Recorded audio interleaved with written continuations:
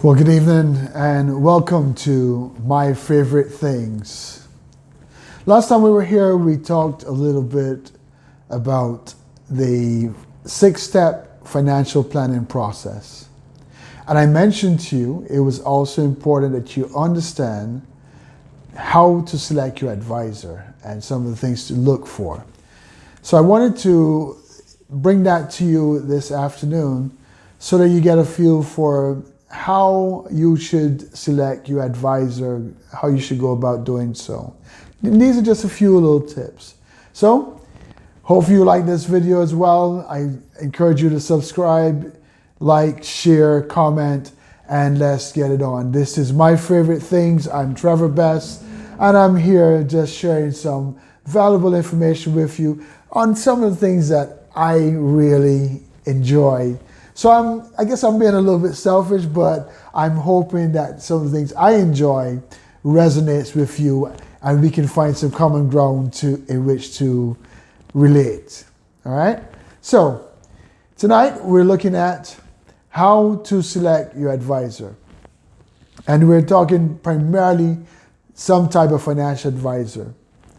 Now, to begin, I want you to understand clearly that any financial advisor that you begin to engage, understand that you're engaging into a relationship. Because if you watch my last video, you know that this advisor will at some point in time ask you a whole lot of questions. He'll be all up in your hee-haw, all up in your business. And in order for him to give you sound advice, deliver great recommendations to you, you've got to be absolutely honest with them, with whatever it is that wherever you are, whether it is good, bad, or indifferent. Okay? So understand you're building a relationship. So this relationship requires trust. Very, very important. Which means that you don't have to, fall in love with this advisor, but you have to like this person somewhat. And you have to trust them enough that they will do the right job for you. And the truth is, we don't always know. Some people are in it for the wrong reasons. We don't know that.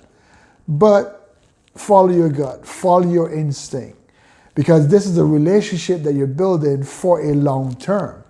Because any financial advisory plan is not going to be short term. It's actually going to be a long-term plan. Because it's going to take you a little while to get to where you want to be to accomplish your goals. So it's going to be up to you to ensure that you are comfortable with this advisor, you're willing to build this relationship, and this relationship is going to be built off of trust. You have to trust him and he has to trust you. Because he has to trust that you're going to give him the necessary information so that he can do his job effectively on your behalf. So at the end of the day, it's still all about you, okay? So the first part is understanding that it's a relationship. Secondly, you want to start looking at the qualifications. There are different types of advisors. You have your agents, which sometimes could be an insurance agent. They are qualified by way of having taken an insurance exam and then in turn having registered with the state that they're in or other states. So they have to be registered within their resident state and then also registered within any non-resident states that they choose to do business in. So they could be an insurance agent in particular. And they can deliver a lot of things for you on the insurance side, on the annuity side, and they can provide, depends on how they're trained, they can provide a wealth of financial advisory information that would be of great use to you.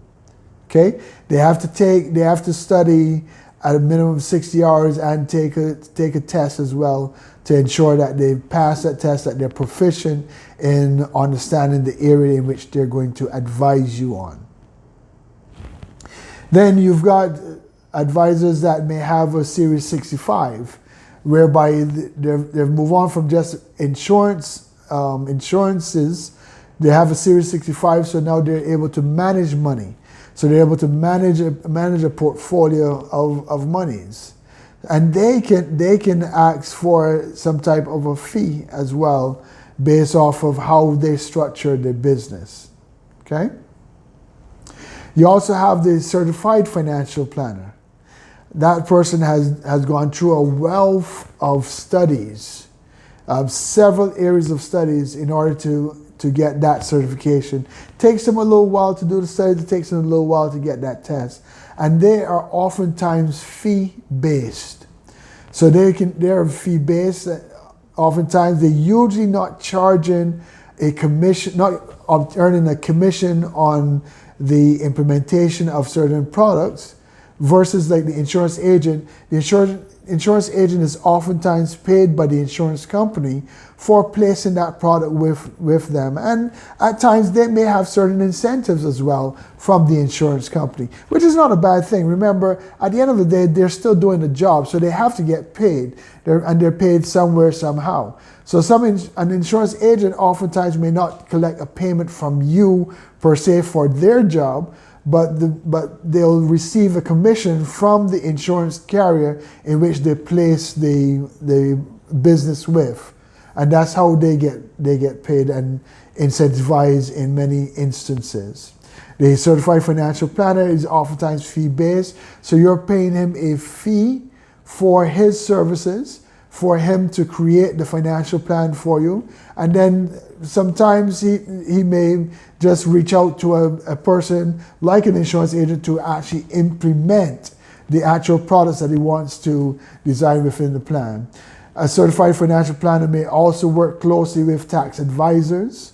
They may work closely with estate attorneys to help you create your wills, your trusts, and things of that nature.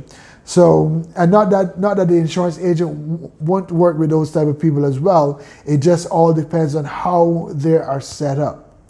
Some agents are independent, so they're running their own business, whilst other agents are directly attached to a particular company. So oftentimes their recommendations may lean a little closer to the company's products to which they represent.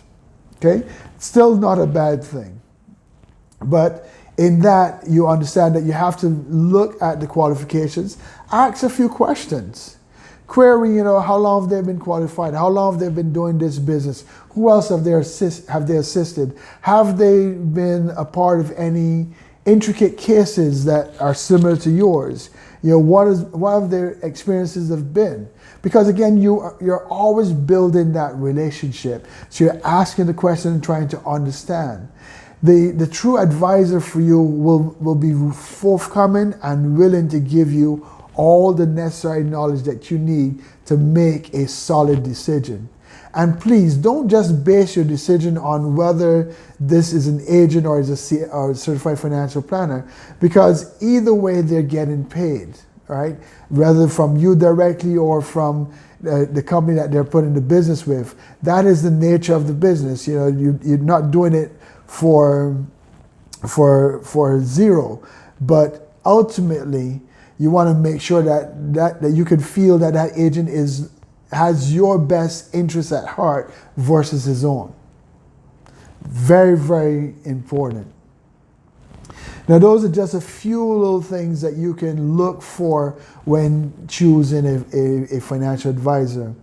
Now, one of the critical things I want to get you to really take heed to: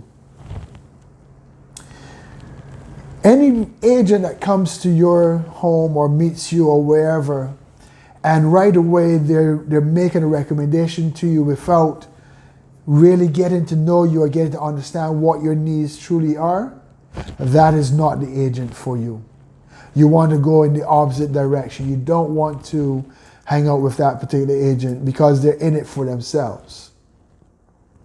The agent that comes to you and he spends the time to get to know you, understand who you are, identify your objectives, your goals, tries to gather some data, and he goes through a process which we call a financial needs analysis, which means he starts to gather all the information about you, what's going on.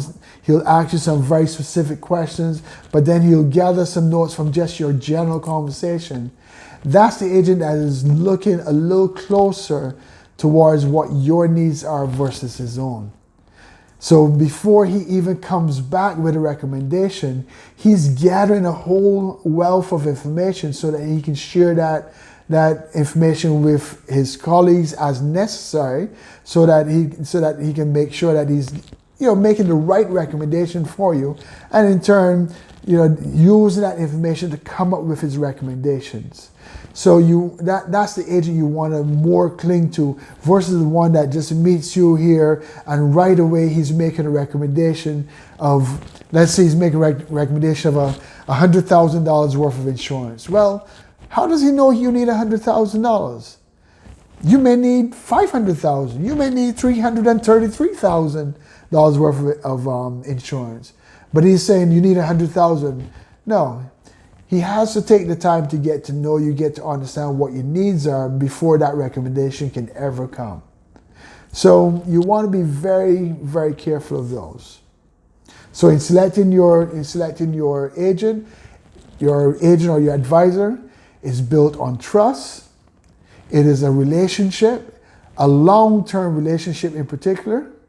You want to check their qualifications, understand what type of advisor they are, so you know where their limitations are, and if there are some limitations, what will they do to help you overcome those limitations.